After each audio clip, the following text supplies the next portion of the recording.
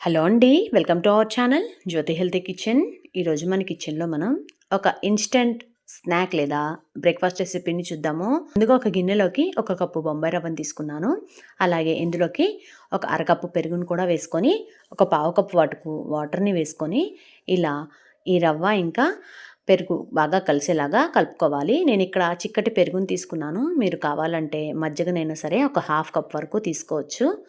ఇలా ఈ రవ్వంతా బాగా కలిసిన తర్వాత ఒక మూతను పెట్టేసుకొని ఒక 10 నిమిషాల వరకు పక్కన పెట్టుకుందాము. ఈలోపు ఇందులోకి కావాల్సినటువంటి కూరగాయలని ముందుగానే కట్ చేసి పెట్టుకోవచ్చు మనం. చూసారా, ఒక 10 నిమిషాల తర్వాత రవ్వ అనేది బాగా పెరుగులో నానిపోయింది.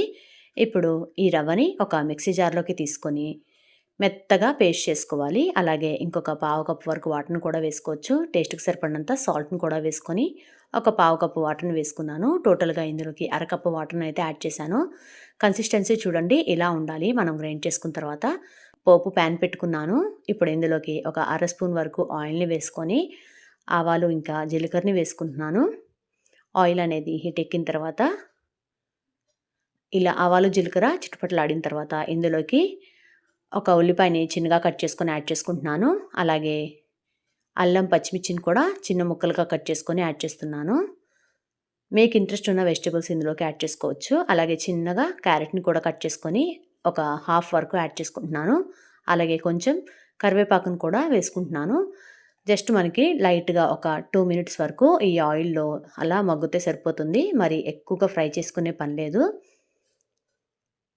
ఇలా ఫ్రై చేసుకోవటం వల్ల మనకి ఈ బందోస్‌లో అక్కడక్కడ తగులుతూ చాలా టేస్టీగా ఉంటుంది. చూసారా, ఇలా ఫ్రై అయిన తర్వాత స్టవ్ ఆఫ్ చేసుకొని ఈ మిశ్రమంలోకి మనం ఫ్రై చేసుకున్నటువంటి ఈ వెజిటబుల్స్‌నన్నిటిని యాడ్ చేసుకోవాలి.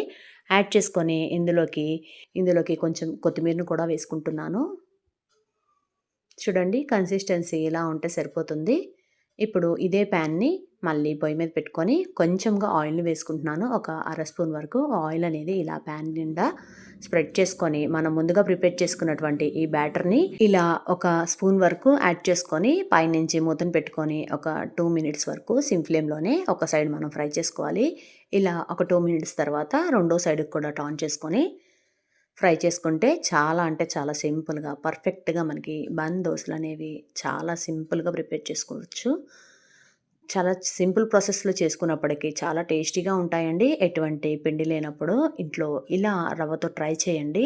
ఇంట్లో వాళ్ళు తప్పకుండా నచ్చి తీరుతారు. చాలా డిఫరెంట్‌గా ఉంటుంది. అలాగే టేస్టీగా కూడా. అలాగే ఇలాంటి మరెన్నో టేస్టీ ఇంకా హెల్తీ రెసిపీస్ కోసం వెంటనే మన ఛానల్‌ని సబ్స్క్రైబ్ చేసుకొని పక్కనే ఉన్నటువంటి బెల్ ఐకాన్‌ని ప్రెస్ చేయండి.